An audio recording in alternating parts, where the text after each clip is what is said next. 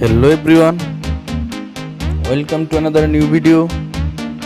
In this video you will see how to fix not registered on network problem Samsung. Please follow complete process.